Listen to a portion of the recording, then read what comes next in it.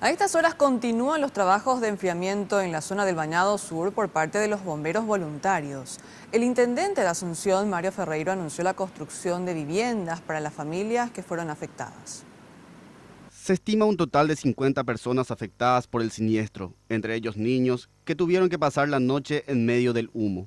La mayoría de las familias no quisieron ser trasladados a otro sitio por miedo a perder las pocas cosas que pudieron rescatar. El jefe de la comuna capitalina señaló que existe un trabajo coordinado entre instituciones para brindar la respuesta necesaria. Lo que vamos a hacer es ayudarle a reconstruir sus casas. Ese es el punto que ellos más nos piden. ¿Eso lo van a hacer íntegramente ustedes como municipio? Podemos, como siempre, integrar la ayuda entre municipio y Secretaría de Emergencia. Siempre nos ayudamos, en ese sentido no hay problema. Lo que tienen ellos, a veces nosotros no tenemos y viceversa. Ayer, por ejemplo, a los bomberos les asistimos también con nuestro propio cisterna. Todo lo que se pueda ayudar nosotros como municipalidad vamos a aportar.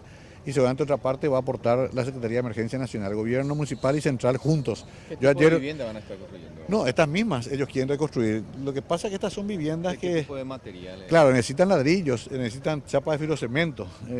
No son tampoco materiales de lujo, ni estamos hablando todavía de una refacción, digamos, ya definitiva. Es simplemente devolverles las condiciones mínimas para que ellos puedan vivir acá. En la zona se estará montando un puesto comando para brindar atención y recibir donaciones. Aquí hay familias que no van a moverse, no va a haber una relocalización. La mayoría de las personas no quieren abandonar su propiedad para no perder las pocas pertenencias que les quedaron. Hay familias que perdieron todo. Entonces hoy mismo comienza el proceso de relocalización en el mismo sitio, con las mejoras que van a recibir con apoyo de la Municipalidad, de la Dirección de Riesgo y también de la Secretaría de Emergencia Nacional. Algunas familias denunciaron que todavía no recibieron asistencia de parte de las instituciones encargadas. Todavía no vemos nada.